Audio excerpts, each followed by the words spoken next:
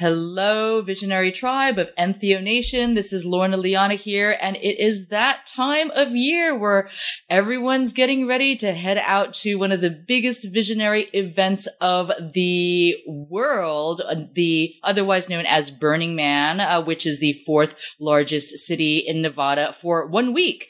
And so I am here today with Andrew Johnstone, who is the British artist who designs the man. Now, he currently lives and works in San Francisco, and for many years already, he has been responsible for designing the man, that iconic man that we see at Burning Man.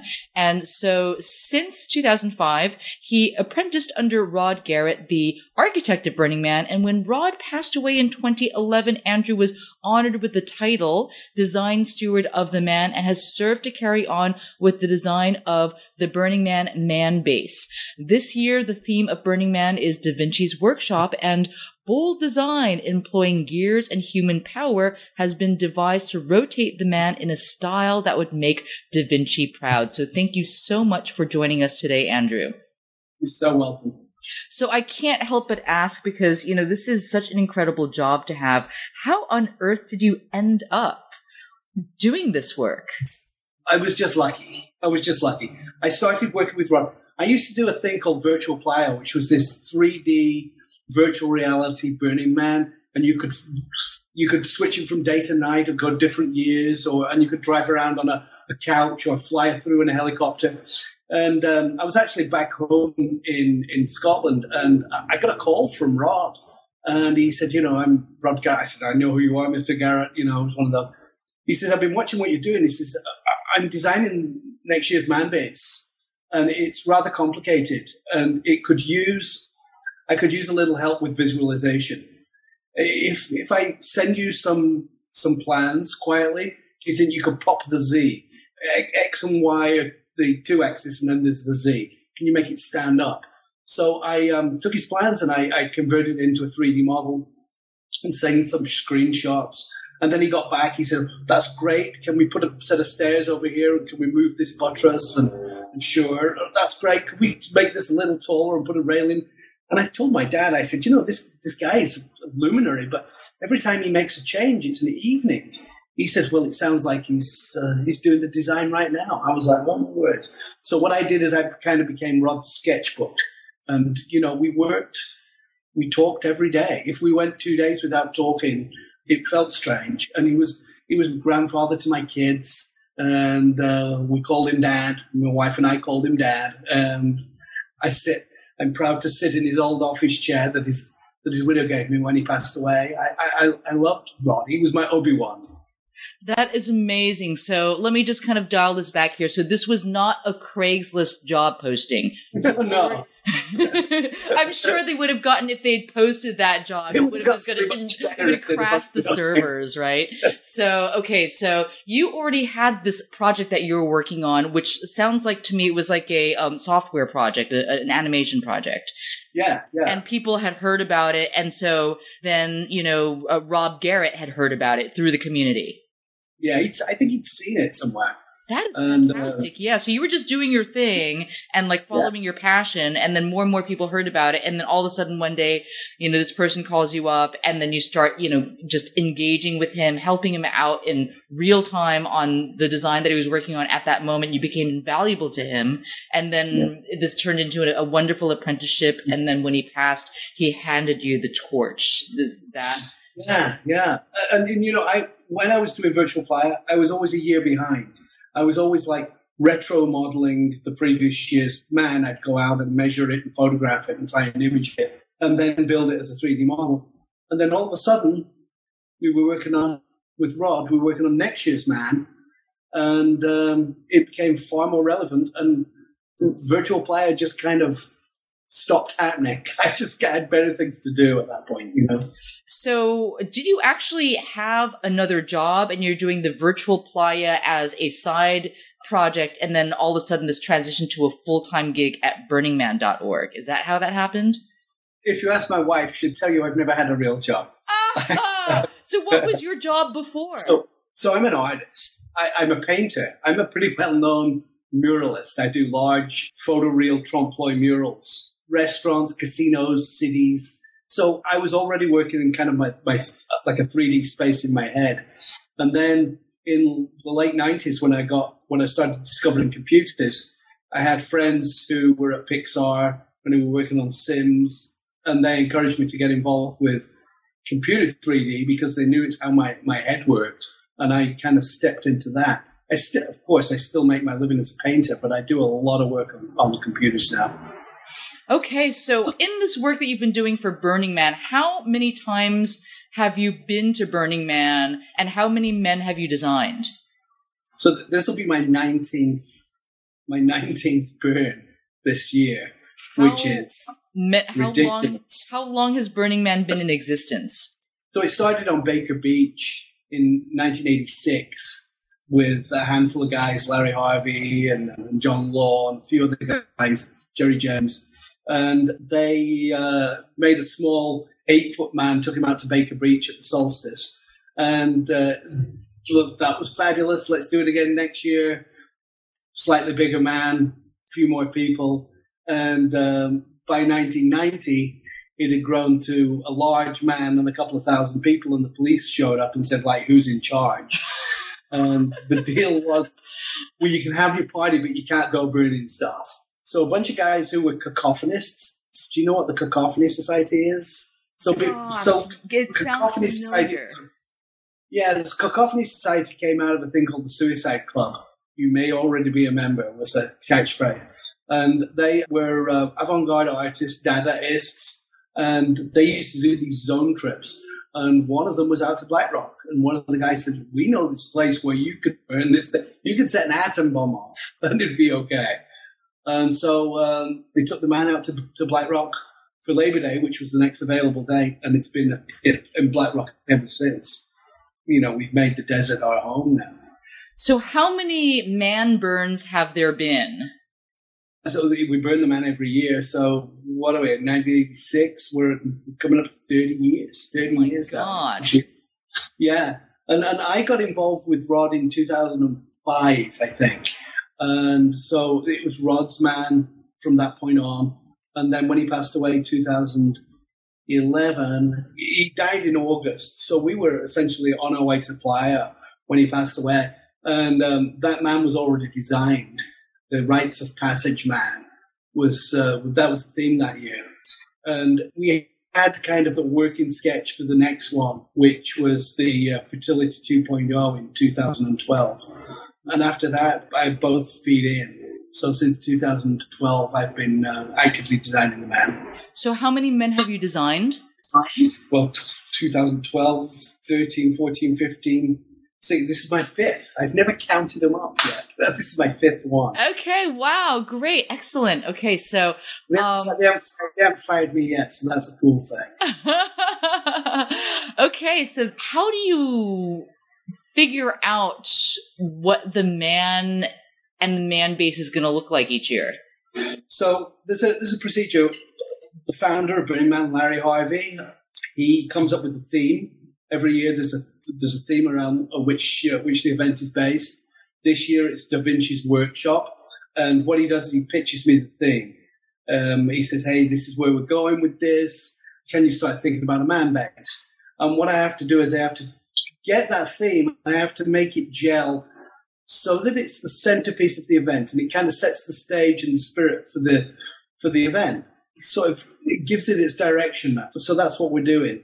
So this year for Da Vinci's workshop, I happened to be in Florence when he gave me the theme last year, and which is the home of Da Vinci. So all of a sudden I stopped being a tourist and started being a researcher and kind of downloaded Florentine architecture, went to Da Vinci's birthplace in the Uffizi and got close up to his work.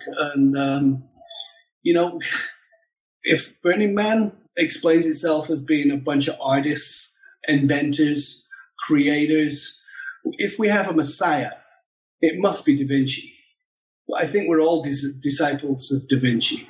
And we've never had a theme where we've honored somebody. It's always been, American Dream, or evolution, but we've never said, hey, this is about a particular person. Da Vinci is we're honoring Da Vinci this year. And I think that we get one shot at doing it properly.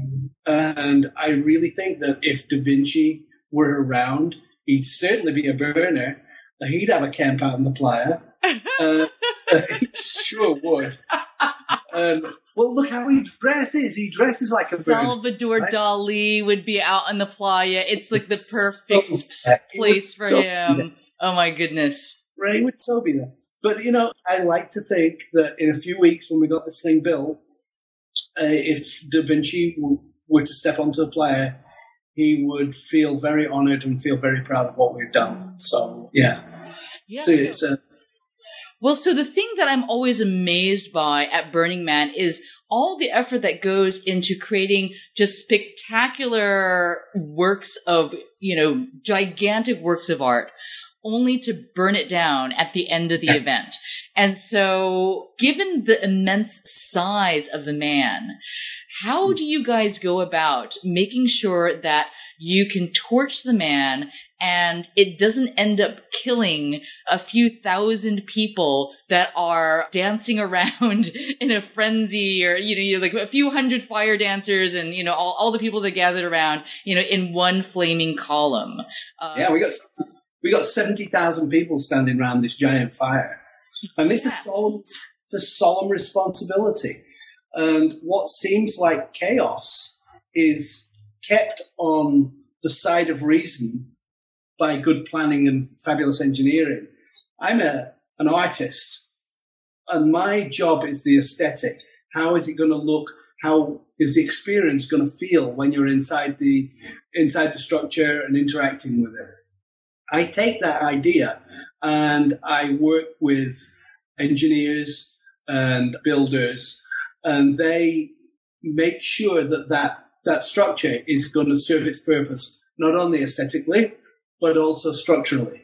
We always overbuild these things. In fact, I joke, when we built the Fertility 2-point man base, which was really the first one that I can really kind of call my own, I was kidding with my wife. I said, I've been in hospitals that aren't built as ruggedly as this.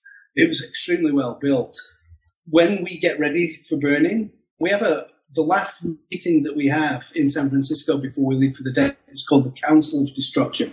And at that meeting, there's myself, there's Larry, there's Crimson, who's the fire goddess, Dave X, who's the pyro guy, Joe the builder, who's the construction manager for the project, and a bunch of other guys. And we all get together and come up with the plan of where do we throw the perimeter, how do we weaken and compromise the structure so that it's brought down in a controlled way, how does the pyro crew do their thing. So it's a pretty involved set of plans that, again, go into operation at that point.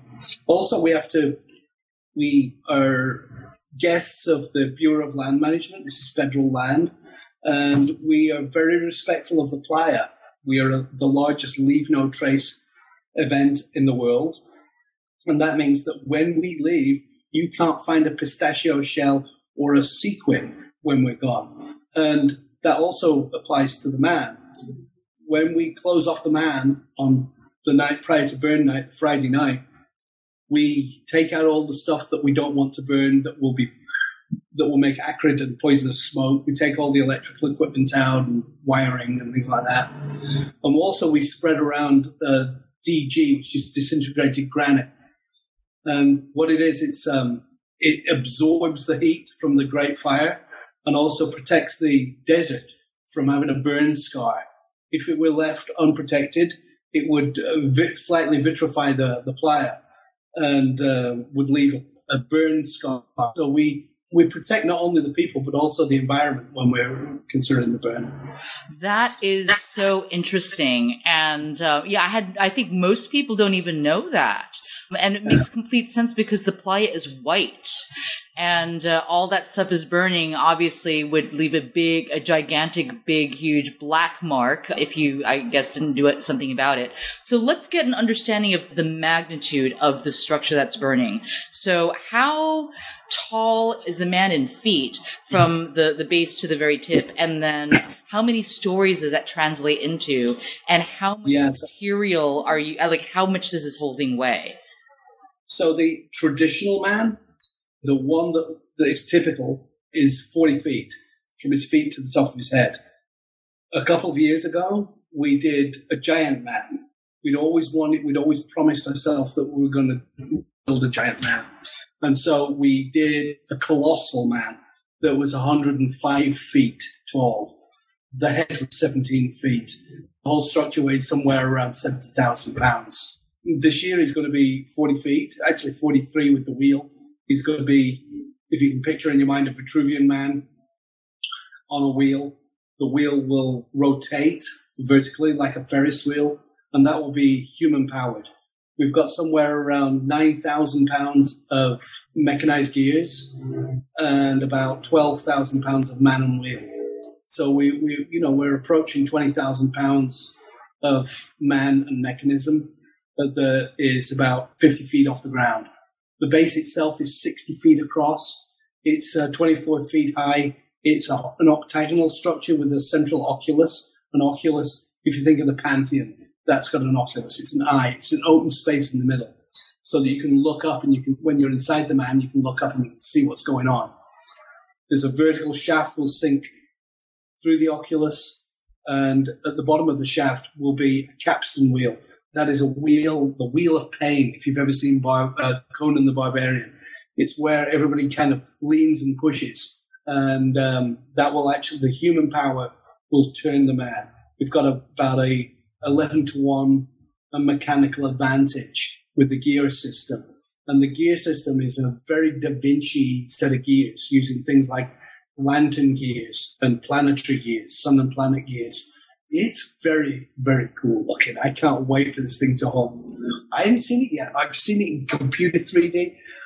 We've made all the parts, and I've seen all the parts all scattered around in the workshop as we make them, but I haven't seen it all together.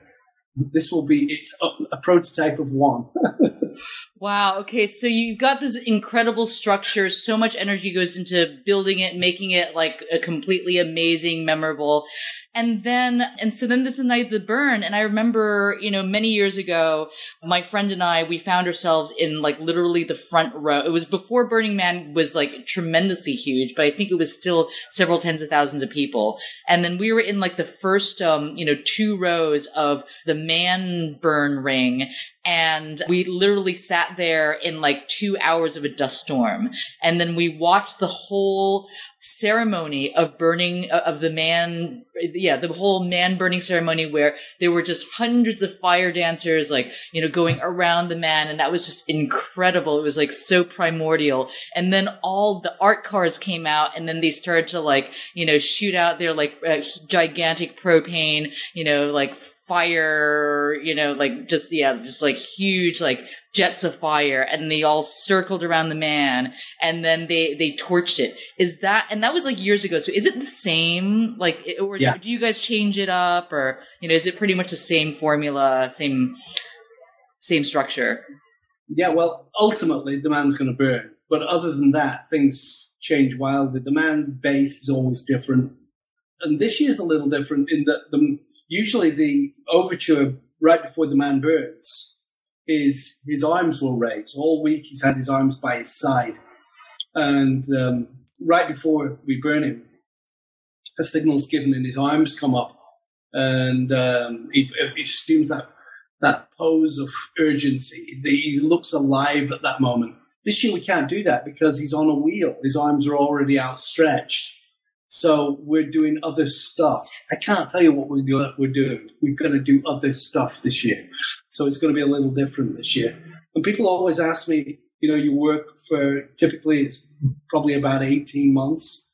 We work from getting the theme and original concept all the way through to designing and building and burning the man. That's about an 18-month timeline. And people ask me, are you not distraught? Are you not disappointed? Right? Attached to what you created. Everybody asks me, and no is the short answer. First of all, this is what he's designed for. It's like designing a ship and being upset that it's sailing away. This is what you designed this thing for. And the other thing is that in the back of my mind, I feel responsible for a lot of things. And once the man is burned, Nobody's going to hurt themselves on him. Nobody's going to wake me up at 2 o'clock in the morning and say, you've got to come to the dentist immediately. We've got a problem. There's no more meetings to be had. There's no more budgets to deal with. There's no more schedules to freak out about. So it's like the ultimate line under a project.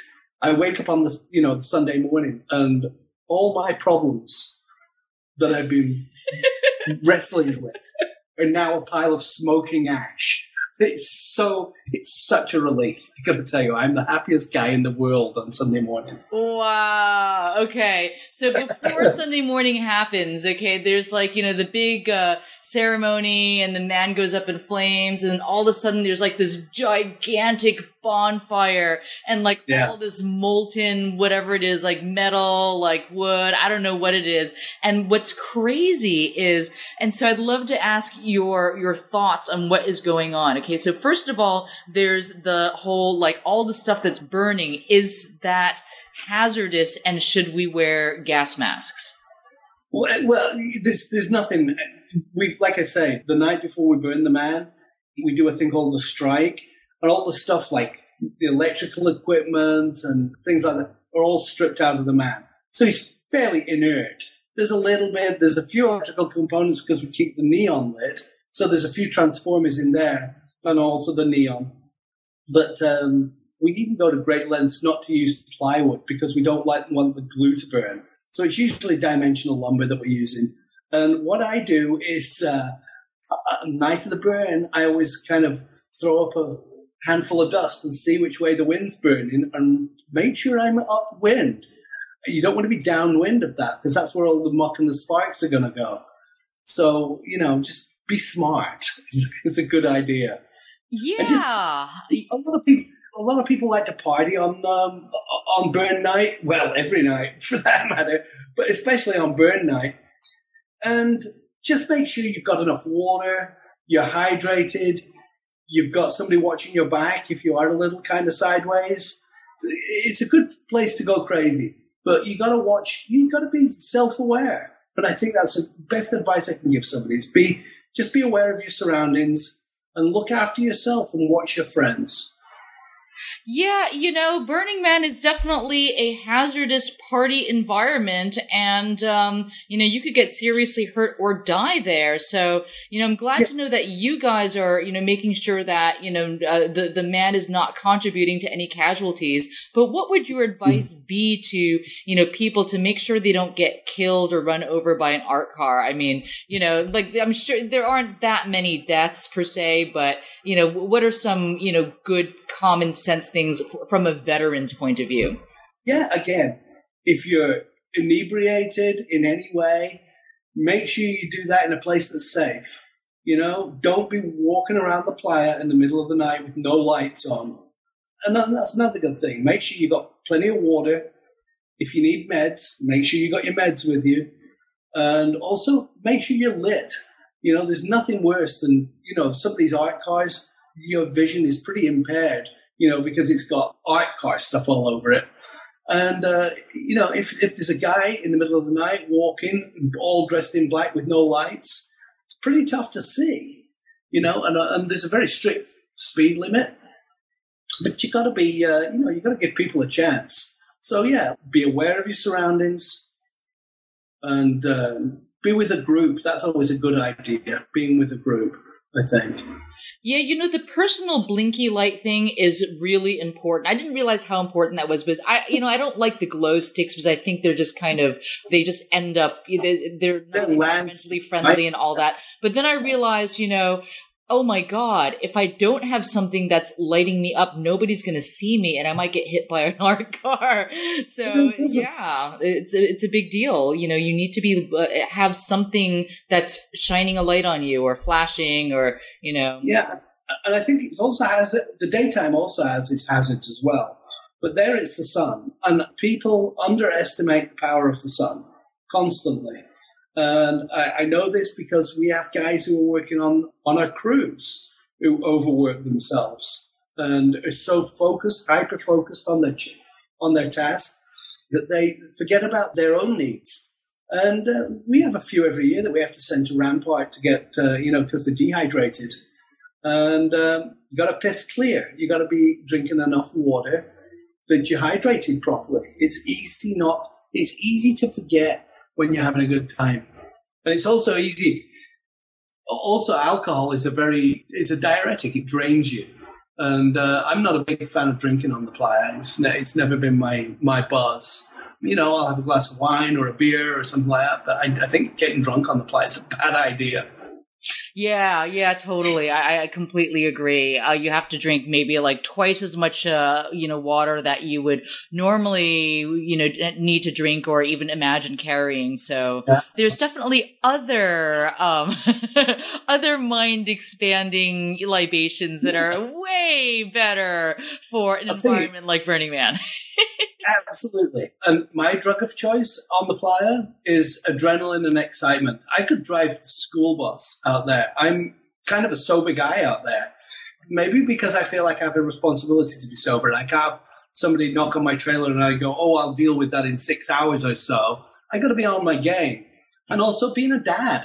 I got my kids out there. I can't get sideways out there. And for as sober as my experience is, it's completely psychedelic, just on the vibe, just on the spectacle of the thing.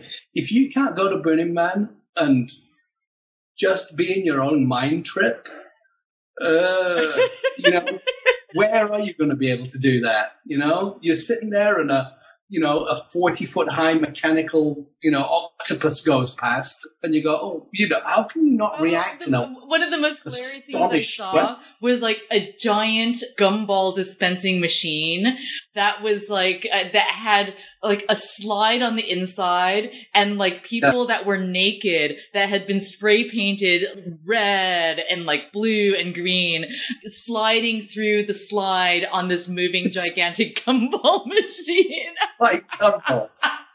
See? If you dropped anything, you'd miss that, right? You'd miss the nuance. My goodness. I can't even tell you how many ridiculous art cars I've hitched a ride on. I remember this one time I was walking with a friend and it was like totally dark and it was like, I don't know, like 3 a.m. or something. We were in the outer playa and then we started to hear the strains of Thievery Corporation playing Lebanese Blonde, which is like one of my favorite songs. And all of a sudden these big round cat eyes like emerge out of the darkness. And then as the eyes approach and get bigger, it's actually a beautiful replica of the 6-legged cat bus from the Japanese animation called My Neighbor Totoro. Wow. And so it was like beautifully done. So we rode around in this furry cat bus that was playing, like fantastic music. And these people walking by were just seriously bugging out on this vehicle. And it was just it was so much fun just watching people react to the bus. Yeah. As much fun doing that than being in the bus. So lots of fun to be had. So I want to ask you, in the 19 years you've been going to Burning Man, how have you seen the evolution of Black Rock City and the evolution of the man? Oh, that's another great question. So everybody goes, it's almost a cliche. It's not like it used to be, right? You hear it all the time. Oh, back in the day, it was for me, my favorite year of Burning Man is always next year. For me, it gets better every year. The art becomes more extreme. We get better at it, about the engineering. And I'm always excited. Every year is my first burn. I do. I'm excited now. I got 19. This will be my 19th burn. I'm like a kid at Christmas packing my trailer right now. I'm like, oh my God, 2 more days and I'm going to be on plan. It's like that. And I get my heart skips a beat when I turn off the highway and get onto the dry lake bed. It's very un-Scotland, right? Scotland is like, it is. Scotland is like green and rainy and lumpy and wet and grey and cold. And Black Rock Desert is this white line and this azure blue sky, and it's hot and desiccatingly dry. And it's very, very un-Scotland. And I feel so at home there. From the moment I ever set foot on the playa, I feel like it's a second home. Love the place. So what does Burning Man mean to you after nearly 20 years of going there? I'll tell you what my first Burning Man meant to me, because it folds in. So when I went to university, did fine arts, and thought that I was an artist, and was making a decent living as a painter. And then I had my first experience at Burning Man. And within a day, I realized that I was a craftsman and not an artist. And my experience at Burning Man made me into an artist. It made me think on a more diabolical and expansive level. I was less afraid of making mistakes because that's the European system. You know, you're taught to be have a set of skills. That's not a creative process. That's a set of skills. And my first Burning Man released my creative spirit, and I never came. It's always been out there now. And my experience at Burning Man is that the day after the burn is like my New Year. So my burn night is my New Year's Eve, and it's my reset for the year. It stokes my fire and kindles those embers and sets things in motion for another year. I don't know what I'd do. I don't know what I'd do without my experience at Burning Man. I find it very invigorating, creatively invigorating. I find that every time I go there, I find myself transformed in a profound way.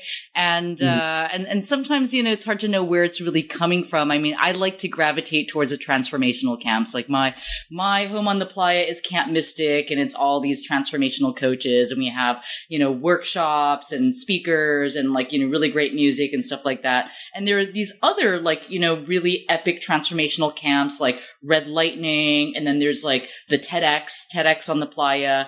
So, I kind of feel that on a certain level, Burning Man is a culture hacking catalyst for that's transforming culture around the world. And I especially love it when international people go to Burning Man and they are like, oh my God, we've never experienced anything like this. And they want to really bring back, a lot of the philosophy and the practice and the culture and the lifestyle. So I'm curious to know from your perspective, what do you think that Burning Man can teach the world? Well, first of all, I love that expression, culture hacking. That really describes things very, very well. Yeah. Some other people have said that the playa is like the internet, in that it's this wide open expanse of possibility that you can do anything in. And with that in mind, I don't think it's some of the great giants of Silicon Valley, Sergey and Larry from Google and Zuckerberg and Elon Musk. They all make their way out to the playa, and they're not going there for a suntan. They're going there maybe to again, like I do, stoke their fires of inspiration. And also they're future creating. The future is always in a state of beta. And I think that these guys have their fingers completely on that pulse. And this is a good place to kind of test the waters with, like you say, culture hacking. That's a fabulous word. I'm going to use the shit out of that. So we're coming to the end of our interview here, and I'd love to ask you, what of the many, far out experiences I'm sure you've had, is there any far out memorable experience that stands out in your mind that you'd like to share with us? I've seen lots of ridiculous things, some just amazing things. When I'm an old man and I'm all wrinkly and I close my eyes, my most profound memories will be ones that I gathered while I was in the desert. Some are very beautiful, some are scary, some are profound. But for sure, taking my child and growing up with my child at Burning Man and experiencing Burning Man through the eyes of a child is something that's just really, really powerful. But without a doubt, the most amazing thing I've ever experienced at Burning Man was a couple of years ago. My wife and I got married there. We've been playing house for 10 years, raising 2 kids. And we decided we were going to get married. And we got married underneath the giant 105-foot man that I designed. and we were surrounded by hundreds of open hearts and beautiful spirits. The Reverend Billy Talon did the honors. It was amazing experience. And we have the coolest wedding album in the world. Wow, that sounds so touching. And yeah, I'm sure it was. That's what an experience to have. I know a number of people who have gotten married at Burning Man, and it's definitely one of the most memorable places to tie the knot and declare profound love for your beloved. Yeah. It's a special place. Mm-hmm. Awesome. So how can people best stay in touch with you, Andrew? They can find me on Facebook, Andrew Johnstone. I'm sure there are others, but when you run into a lot of Burning Man stuff, that's me. The other way, anybody can drop me an email. I'm at andrew@burningman.org, and I'm always happy to hear from anybody, unless they're complaining about my designs. And then you get lost, right? Awesome. Thank you so much for sharing your stories and your time here. And I just want to wish you an epic burn. I will be there with you in spirit. Have a great time. Yeah. Think about coming out soon, all right? Okay, next year. Yeah. Next year's going to be the best year. Did you hear that? No, wait, tell me why. Because it's always better. The next year's always the best year. Right, okay, great. Marking my calendar. All right, thank you. Take care. Have a safe drive out to the playa.